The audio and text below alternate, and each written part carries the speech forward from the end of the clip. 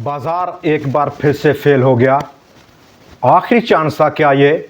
Budget और budget related trading strategy पर हम बात करने के लिए आपके साथ मौजूद हैं और आज भी हमारे पास इस तरह की सिचुएशन में काम करने वाले 4 बड़े शेयर्स हैं मौजूद हैं जिन पर हम बात करेंगे और उनका टारगेट प्राइस क्या रहेगा उस पर भी बात करेंगे।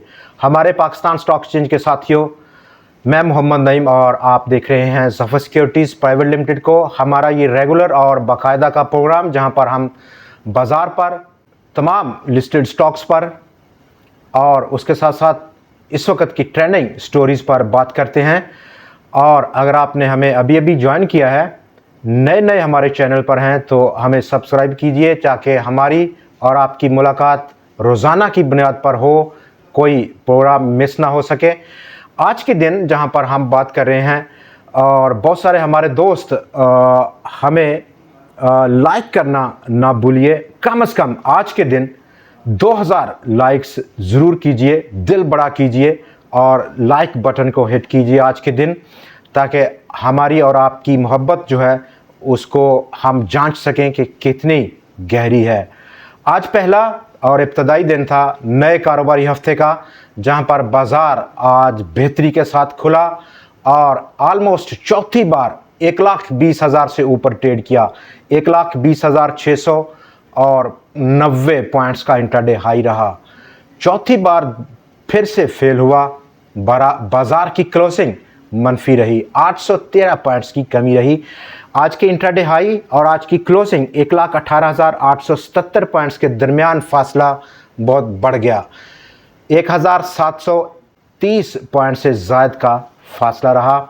आज के दिन जहां पर दुनिया के बाजार एक बार फिर से ट्रंप टैरिफ की अनसर्टेनिटी की जद में है और ऑलमोस्ट मनफी रुझान लिए हुए हैं एशिया, यूरोप और उसके साथ साथ डॉलर इंडेक्स, जबकि इसका भरपूर पॉजिटिव रुझान दिया है गोल्ड की प्राइसेस ने। $70 से ज़ायद का इजाफा आज के दिन गोल्ड की प्राइसेस में लिया गया। लोकल चैप्टर हमारा वहाँ पर देखें तो हम कंज्यूमर प्राइस इंडेक्स का डाटा रहा। 3.5% का रेट ऑफ इन्फ्लेशन देखा गया मई के लिए और हमारी तवक्कुआत थी आपके साथ 3% से ऊपर की। 0.3% का फिगर था अप्रैल के लिए। आज सबसे ज़्यादा जो डेंट किया वो बजट और बजट रिलेटेड अनसर्टनिटी का वो चैप्टर था जिसने बहुत नेगेटिव असर छोड़ा। नए टैक्सेस की न्यूज़ आज सर्कुलेट की और भरपूर सर्कुलेट की, जिन्होंने भारी असर छोड़ा बाज़ार पे। नंबर 1 FBR उसने प्रपोजल दिया गवर्नमेंट ऑफ पाकिस्तान को कि लोकली मैन्युफैक्चरिंग कार पर ऑलमोस्ट 18% जनरल सेल्स टैक्स को लगाया जाए, जबकि कैपिटल गेन टैक्स की शरह बढ़ाने की खबरें रहीं। आज के दिन सर्कुलेशन में आगे बढ़ें तो और मज़ीद टैक्स लगाना चाह रही है गवर्नमेंट, और अब की बार वो लगाना चाह रही है कैश और कैश पेमेंट पर। कैश पेमेंट जब हम पेट्रोल लें या रिटेल बिजनेस करें, कोई रिटेल आइटम लें या दूसरी सर्विस लें, उस पर कैश ट्रांजैक्शन पर 2% का टैक्स प्रपोज किया। ऐसा न्यूज़ का फ्लो था। इसका बुनियादी मकसद गवर्नमेंट ऑफ पाकिस्तान का कैश ट्रांजैक्शन को डिस्करेज करना है और उसे प्रमोट करना है डिजिटल पेमेंट का तरीक़ाकार को। बैंक्स के लिए ये काफ़ी नेगेटिव था। आगे बढ़ें और जहाँ पर 2% का मज़ीद टैक्स सेविंग अकाउंट्स पर लगाए जाने की तवक्कुआत हैं। ये ऐसा प्रपोज़ल था।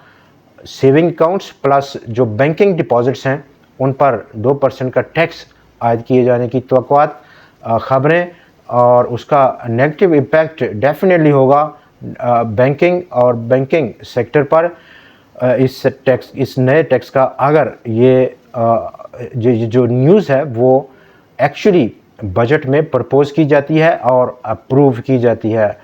आज के दिन जो सबसे पॉजिटिव न्यूज़ थी वो गवर्नमेंट ऑफ पाकिस्तान ने आखिरकार सर्कुलर डेट की रिडक्शन के लिए मुआहदा तय पा गया। उसका 1.2 ट्रिलियन रुपए का 18 बैंकों के साथ कामयाबी के साथ, लेकिन उसका कोई बहुत बड़ा पॉजिटिव इम्पैक्ट आज बाज़ार पर नहीं देखा गया।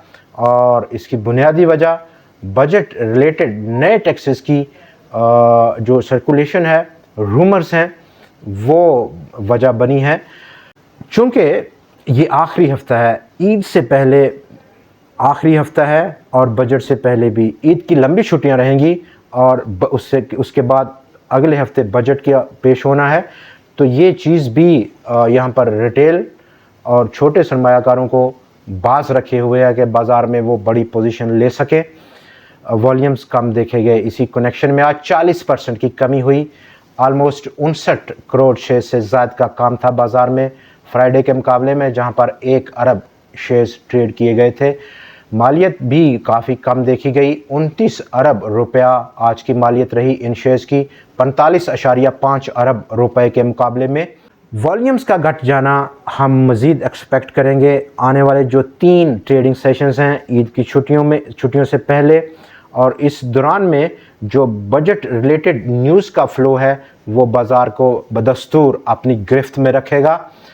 क्लैरिटी चाहिए बाज़ार को, इस अनसर्टन एनवायरनमेंट से निकलना चाहता है वो। नंबर 2, एक ट्रिगर की ज़रूरत है। तो डेफिनेटली बहुत कम वक्त बचा है, थोड़े ट्रेडिंग सेशंस हैं। पोस्ट बजट सिनेरियो काफ़ी डिफरेंट होगा और ऑलमोस्ट बजट और बजट रिलेटेड जो चेंजेस होंगी उनको बाज़ार काफ़ी हद तक प्राइस्ड इन कर चुका है, डिस्काउंट कर चुका है। डाउन साइड देखें 100 इंडेक्स का 1,17,359 पॉइंट्स का फिलवक्त जो सपोर्ट लेवल है।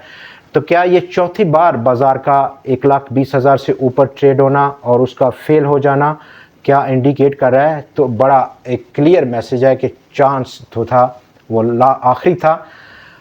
अब बाज़ार थोड़ा सा यहाँ पर रूम बनाना चाह रहा है, मूव डाउन करेगा और एक सांस लेगा, उसके बाद दोबारा से हमलावर होगा अपनी इस रेजिस्टेंस लेवल को तोड़ने के लिए।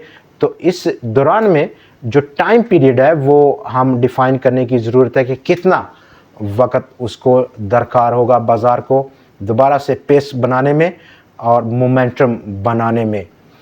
दोस्तों, आज के दिन जो हमारे सबसे बड़े शेयर्स हैं उन पर बात करने से पहले, आज के दिन जहां पर इंडेक्स हैवीवेट स्टॉक्स में ऑलमोस्ट 90% स्टॉक्स में इंट्राडे इजाफा था, लेकिन कारोबार के अख्ताम पर उनमें कमी देखी गई। जैसे कि सिस्टम्स आज स्टॉक स्प्लिट से एक्स हुआ, 172 पॉइंट्स की बड़ी नेगेटिव कंट्रीब्यूशन दी उसने और लीडर रहा आज के दिन नेगेटिव कंट्रीब्यूशन में। एंग्रो होल्डिंग 104 पॉइंट्स की नेगेटिव कंट्रीब्यूशन, जबकि पाकिस्तान पेट्रोलियम 66 पॉइंट्स की नेगेटिव कंट्रीब्यूशन थी।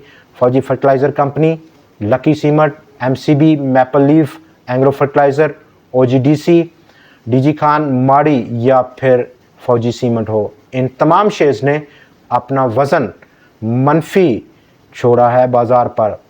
अब बात करेंगे आज के हमारे जो टॉप शेयर्स हैं और इस वक्त जो हम डिस्कस कर रहे हैं उनमें से टॉप ऑफ द लिस्ट है ठट्ठा सीमेंट। 197 रुपये की क्लोजिंग, आउटस्टैंडिंगली परफॉर्म किया आज और स्टॉक अब एक रैली करना चाहता है, एक शॉर्ट रैली, चूँकि बोर्ड ऑफ डायरेक्टर्स ने स्टॉक स्प्लिट को प्रपोज किया हुआ है और उससे पहले एक छोटी रैली की तवक्कुआत है। 230-234 रुपये का अपसाइड पोटेंशियल स्टॉक में। स्टॉक नंबर 2 नेशनल फूड्स आज अपनी इस रिसेंट रैली की बुलंद तरीन सतह पर पहुंचकर बंद हुआ, यानी कि पिछले 2 साल से बड़ी सतह है 263 रुपये की। अगला टारगेट स्टॉक का मैक्सिमम एक शॉर्ट टर्म के टाइम पर्सपेक्टिव में 306-310 रुपये की सतह पर। तीसरा हमारा आज का शेयर पैकेजेस लिमिटेड लीडर है अपनी पैकेजिंग इंडस्ट्री की। इस वक्त जो शेयर्स की हमने परफॉर्मेंस देखी, बहुत सारे शेयर्स को हमने डिस्कस भी किया आपके साथ इस सेक्टर से, और ये चूँकि लीडर है और आज जहाँ पर उसने इंडिकेट किया कि उसमें अभी दम है और पोटेंशियल है एक शॉर्ट रैली की। 516 रुपये 60 पैसे की 16 पैसे की क्लोजिंग थी स्टॉक की। अपसाइड पोटेंशियल ऑलमोस्ट 100 रुपये का गेन, 516 रुपये का टारगेट रह सकता है। डाउन साइड स्टॉप लॉस को प्लेस करना प्रोटेक्शन के लिए बहुत ज़्यादा ज़रूरी रहेगा। आज का हमारा चौथा और आखिरी शेयर गनी ग्लासेस 34 रुपये 66 पैसे की सतह की क्लोजिंग है। गो के स्टॉक बहुत करीब है और ऑलमोस्ट तीसरी बार है कि वो अपनी इस लेवल के करीब पहुंच रहा है। 37 रुपये 45 पैसे का वो लेवल है जो कि एक ट्रेंड चेंजिंग लेवल होगा।